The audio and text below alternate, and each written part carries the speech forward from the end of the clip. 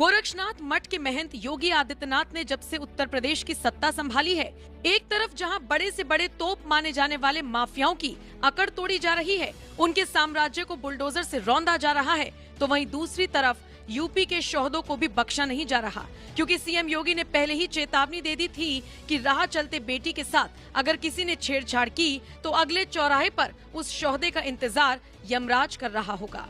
हम लोगों ने पहले कहा है कि कानून प्रत्येक नागरिक को सुरक्षा प्रदान करेगा, लेकिन राह चलती हुई किसी बेटी के साथ अगर किसी ने छेड़छाड़ करके उसकी सुरक्षा में सेंध लगाने का कार्य किया तो अगले चौराहे पर उस सोहदे का इंतजार यमराज कर रहा होगा। उसको फिर यमराज के यहां भेजने से कोई रोक नहीं पाएगा। भगवाधारी मुख्यमंत्री योगी आदित्यनाथ की इस चेतावनी को लगता है 65 साल के बुढ़े रियाज ने हल्के में ले लिया था, इसीलिए जिला मुजफ्फरनगर की सड़कों पर सरेआम एक लड़की से छेड़छाड़ करने लगा। लेकिन अब यही छेड़छाड़ उसे भारी पड़ती दिख रही है, क्योंकि बाबा की पुलिस ने उसका ऐसा इलाज किया, देखकर शोहदों की रूह कांप जाएगी।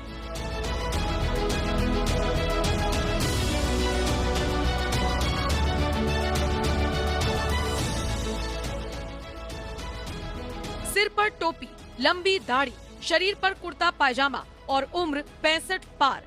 गौर से देख लीजिए इस तस्वीर को, जिसे देखकर पहली बार में आपकी जुबान से यही शब्द निकलेगा, बेचारा, बुजुर्ग और गरीब इंसान।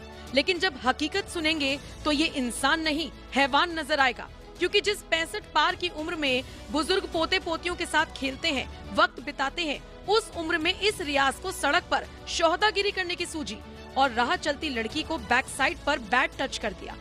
बस फिर क्या, लड़की भी निकली शेरनी। बैट टच करने वाले ठरकी बुढ़े रियाज को दौड़ाकर वहीं सड़क पर दबोच लिया और उसकी खूब कुटाई की। थाना खालापार इलाके में हुई ये पूरी वारदात सीसीटीवी कैमरे में कैद हो गई, जिसके बाद तो फिर एक्शन में आई मुजफ्फरनगर पुलिस ने खुद ही मामले का संज्ञान लिया और सबसे पहले ठरकी बुढ़े रियाज को दबोचा। फिर जिस हाथ से लड़की को बैट टच किया था, पुलिस ने उसका वही हाथ तोड़कर सलाखों के पीछे पहुंचा दिया। इस सड़क पे चलने वाली एक महिला के साथ एक व्यक्ति ने उसके साथ दुर्व्यवहार किया तथा उसके साथ बैट टच किया, उसके हिप पे बैट टच किया और उसके बाद वो भाग रहा, महिला उसे उसकी पीछा कर रही है। इस वीडियो को देखा गया। हालांकि इस संबंध में थाना खालापार पे किसी व्यक्ति द्वारा कोई कंप्लेंट नहीं किया गया। बहरहाल पुलिस ने उस वीडियो का स्वतः संज्ञान लेते हुए बैट टच करने वाले उस व्यक्ति को सीसीटीवी कैमरे के आधार पर ट्रैक करना शुरू किया। तकरीबन 50 की संख्या में कैमरे को देखा गया। देखते देखते वह व्यक्ति ट्रेस हुआ, जिसका नाम रियाज पुत्र नूर मोहम्मद, जो कि पान मंडी का रहने वाला, थाना कोतवाली नगर का।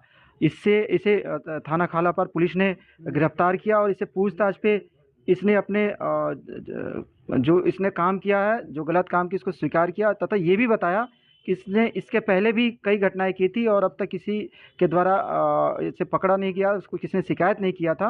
बहरहाल खालापार पुलिस ने अच्छा काम किया और इसे गिरफ्तार करके इसे 170 बीएनएस के तहत चालान किया जा रहा है और इसकी हम लोग प्रयास करके इसे जेल भेजना सुनिश्चित करें। इस ठरकी रियाज का यूपी पुलिस ने जो इलाज किया, सोशल मीडिया पर भी उसकी खूब चर्चा हो रही है। जैसे अंकित तिवारी नाम के एक यूजर ने लिखा, 65 की उम्र में बुढ़ऊ रियाज पर जवानी चढ़ी तो महिला को कर दिया बैट टच। सीसीटीवी में हुई पूरी करतूत कैद। महिला ने मौके पर जड़ दिए 7 झापड़। मुजफ्फरनगर पुलिस ने भी बजा दी बुढ़ऊ की बैंड। संजय त्रिपाठी नाम के एक यूजर ने लिखा, मुजफ्फरनगर में सड़क पर खड़ी महिला के साथ छेड़छाड़ करने वाला मुल्ला रियाज को तत्काल ट्रीटमेंट मिल गया। यति शर्मा नाम के एक यूजर ने लिखा, उत्तर प्रदेश मुजफ्फरनगर में सड़क पर खड़ी महिला के पीछे से उसे छेड़ने वाले बुजुर्ग रियाज को पहले तो वहीं पीटा गया, फिर पुलिस ने ऐसी डोज दी कि अब वो उंगली कुछ दिन आराम करेगी। 65 की उम्र में ठरकीपना दिखा रहे रियाज को पुलिस ने जो सबक सिखाया, सोशल मीडिया पर उसकी कुछ इसी तरह से तारीफ हो रही है। तो वहीं आपको बता दें, ये कोई पहली बार नहीं जब रियाज ने किसी लड़की के साथ छेड़छाड़ की हो। उसकी आदत में शुमार है छेड़खानी करना और ये बात खुद उसने पुलिस पूछताछ में स्वीकार भी की, लेकिन अभी तक किसी ने उसकी शिकायत नहीं की थी, जिससे उसका हौसला बढ़ता गया। लेकिन इस बार छेड़खानी करना उसे भारी पड़ गया, क्योंकि इस बार खुद महिला ने उसे सड़क पर ही दबोचकर थप्पड़ों की बारिश कर दी। तो वहीं पुलिस ने भी करीब 50 सीसीटीवी फुटेज खंगालकर उसे पहले दबोचा और फिर जिस हाथ से छेड़छाड़ की थी, वही हाथ तोड़ दिया। यूपी पुलिस की इस कार्रवाई पर अब आपका क्या कहना है? अपनी राय हमें कमेंट कर जरूर बताएं। साथ ही सीएम योगी ने कुछ ही दिन पहले यूपी की कानून व्यवस्था पर क्या कुछ कहा था, वो भी सुन लीजिए। करना होगा। तो यमराज ने जब टिकट उनका काटा तो वे चिल्ला उठे, कह रहे साहब देखिए अत्याचार हो रहा है। अरे अत्याचार तब नहीं हो रहा था जब व्यापारी पे गोली मार रहे थे, और जब उसकी प्रतिक्रिया हुई तो उसके बाद चिल्ला उठे। ये घड़ियाली आंसू बहाते हैं माफियाओं के लिए, उन लुटेरों के लिए जो राह चलते हुए राहगीरों पर, निर्दोष व्यापारियों पर और बेटियों की सुरक्षा के लिए खतरा पैदा करते हैं। और इसीलिए मैं आप सबसे कहने के लिए आया हूं, हमें सावधान होना होगा, सतर्क होना होगा। इन लोगों के उन कारनामों से, जिन कारनामों के कारण पहचान के एक संकट से आप गुजर रहे थे। आप में से बहुत सारे लोग होंगे जिनका व्यापार उत्तर प्रदेश के अलावा दूसरे राज्यों में भी होगा, या लेन देन करते होंगे, सामान मंगाते होंगे। पहले उत्तर प्रदेश के नाम से लोग सामान भेजने में डरते थे, आज कोई डर नहीं है, कोई भय नहीं है। सुरक्षा का एक बेहतरीन वातावरण दिया गया है। हर प्रकार से हम लोग आगे बढ़ रहे हैं। ये प्रक्रिया आगे इसी रूप में आगे बढ़ती रहनी चाहिए।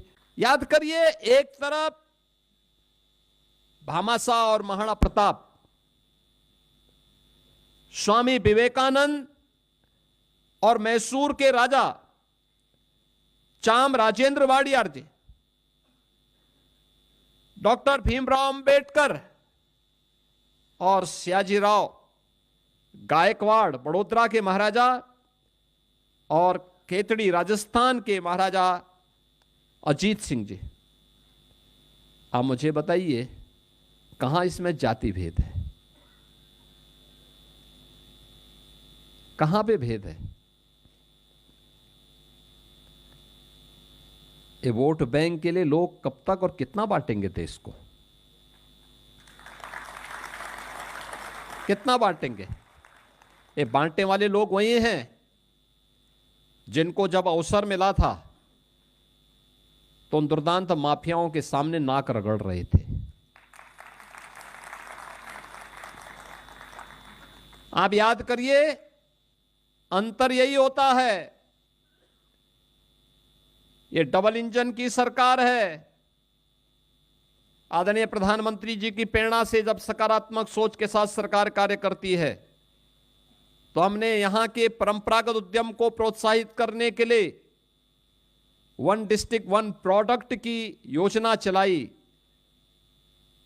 करोड़ों लोगों को रोजगार मिला, व्यापारियों को अपने प्रोडक्ट को एक प्लेटफॉर्म प्राप्त हुआ और वो एक्सपोर्ट का एक नया केंद्र बन गया।